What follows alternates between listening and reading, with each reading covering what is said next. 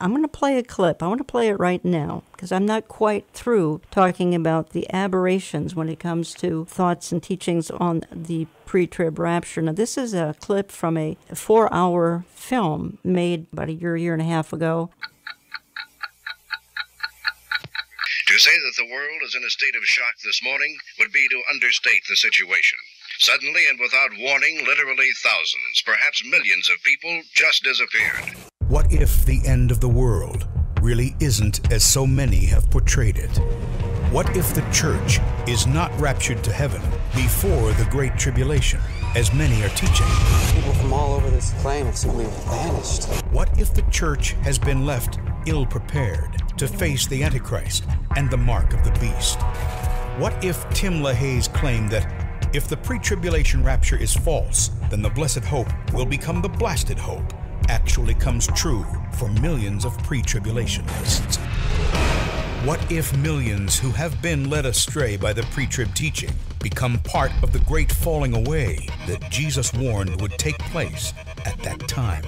How is it that the pre-tribulation rapture teaching, which states that Jesus will take the church to heaven before the tribulation, is so popular, even though its leading advocates admit there is not one single verse of Scripture that actually teaches this new doctrine? It is popular because it is the truth, and it's what the Bible teaches. And it's the blessed hope, not the blasted hope. Billy, your thoughts on this that you just heard? There's that little bait and switch there, not one single verse. Yeah. I got specific messages basically on that accusation. There's not one single verse. It's called a red herring argument. Amongst other red herring arguments, there's people who, disagree with the rapture, don't even believe in the rapture because they say, well, I don't believe in the rapture because the word rapture doesn't appear in the Bible. Really? First of all, it's from the Greek word harpazo, which was translated later in the Latin Vulgate into, raptura, which eventually came the English word rapture. What are you talking about? But, oh, no, it's not in the Bible, rapture.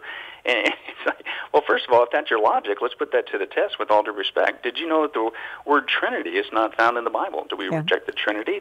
The word millennium is not found in the Bible, technically. So, the teaching is in the Greek word there for 1,000 years. And do we reject that? No, here's one. I'd like to point this out. Did you know the word Bible is not in the Bible? So do we reject the whole Bible? So that's kind of crazy. But this teaser here, this is one of the popular ones that are thrown out there today, that there's not one single verse. And with all due respect, again, I like to say, okay, where do you want to start? You want to start Old Testament, New Testament? I'll let you pick, right? To me, the ones, I don't know how you can get around this specifically, is Revelation chapter 3, verse 10. Yes, yeah, I agree. And that is, talk about nailing it to the wall. It's, that Jesus speaking, of course, to the church of Philadelphia, and he says, since they've endured his command to endure patiently, I will also keep you from the hour of trial that is going to come upon the whole world to test those who live on the earth, okay? And so he's promising these faithful Christians, in the immediate context, Philadelphia, but it's applicable to us today because we're Christians too, right? And he says that, hey, you're defending me, you're standing up for me, you're dealing with some general tribulation and problems. But I tell you what, here's my great promise to you. I'm going to keep you, I'm going to spare you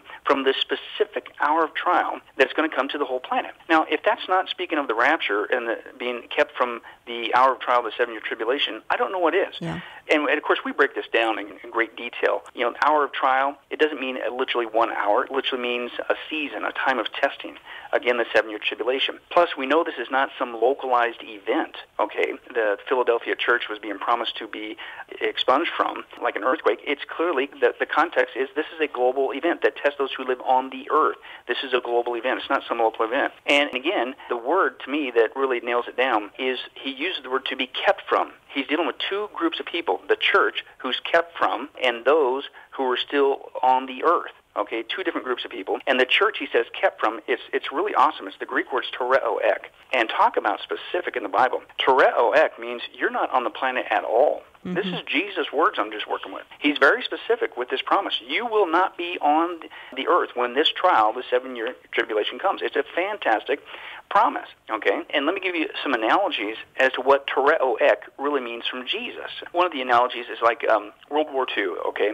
Obviously, that was a trial. That was a season, right, a period that we went through in the whole world, okay, during World War II. And so if somebody said to you, I'm going to keep you from not just World War II, because that means you could be secluded somewhere. But I'm going to keep you from the time of World War II.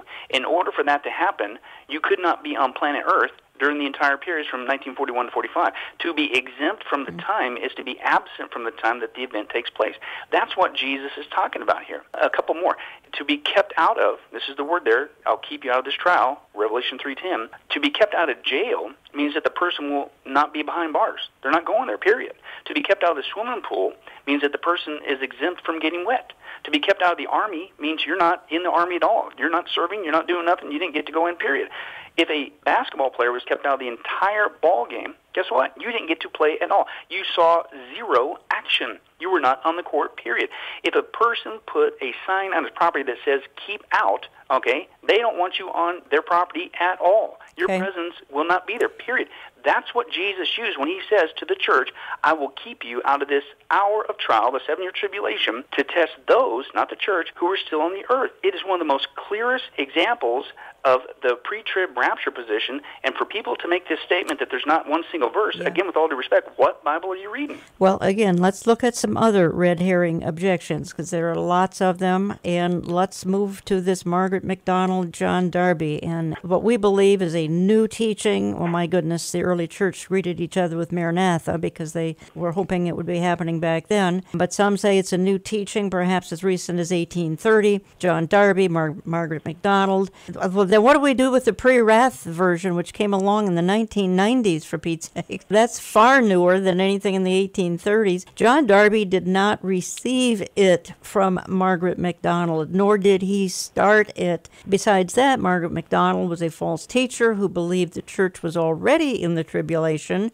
MacDonald saw the church being purged by the Antichrist. I don't know how this all came about, Billy Crone, and that's who I'm talking to for the entire hour. I'll say more about his products here as we move along.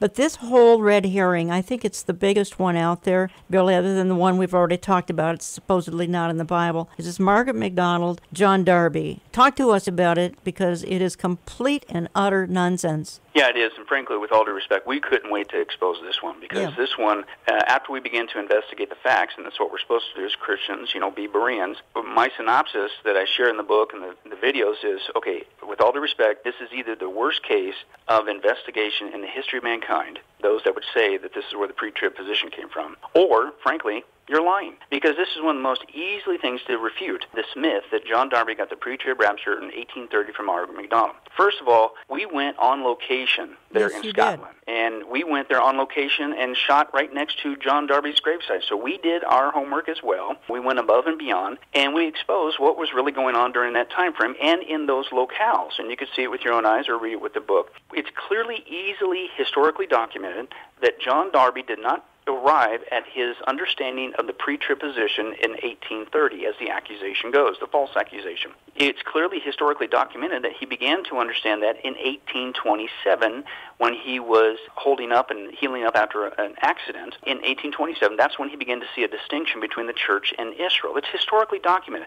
So they're 3 years off base. Okay, number one. Number two, he did know about Margaret MacDonald because there were some revivals going on in the area, and unfortunately, as goes with some revivals in history, not all of them are legit. And so he knew about her, investigated, and it's on record. Even Wikipedia records this historical fact that what she was doing on record was demonic, and he wanted nothing to do with her. Demonic. And that's easily to demonstrate. Number three, I'm going, how do you guys keep doing this? And in fact, how do you produce, and this is why it's being popularized, how do you produce a whole documentary on this red herring argument when this comes into play? Number three, you can get an actual copy of her so-called utterance, and when you get the utterance, in fact, we got it. In fact, when we were in Scotland, for effect, we got a girl there with a Scottish tongue, and she read it, and you could see it with your own eyes in the language. But when you read her utterance, and it's not even speaking of pre-trib, it's post-trib, with a kind of a partial rapture feel. And it's like, what?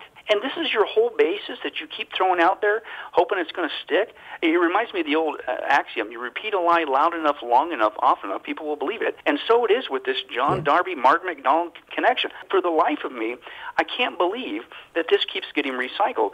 And then, even after exposing this, if people still want to promote that, I'm sorry, you're being dishonest. I agree with you, Billy, and this seems to be the primary argument that people are throwing back at us is this Margaret MacDonald and John Darby. It's just been tragic. I've watched it over the years, and I think it's been fairly effective, even though it's all a lie. I was just thinking that every position, except the pre-trib position, goes against the patterns of God, too. It goes against God's rescue of the Israelites in the Red Sea coming out of Egypt. It goes against taking Lot out of Sodom and Gomorrah, the two spies, and on and on. We have so many instances of his rescue, and I can't imagine how people could think that it would be post-trib, mid-trib, pre-wrath, all those things. When you think about Paul's admonition for us to watch for the blessed hope, why would we watch for the blessed hope when we're in the middle of the tribulation period with 100-pound hailstones, et cetera, coming down on us?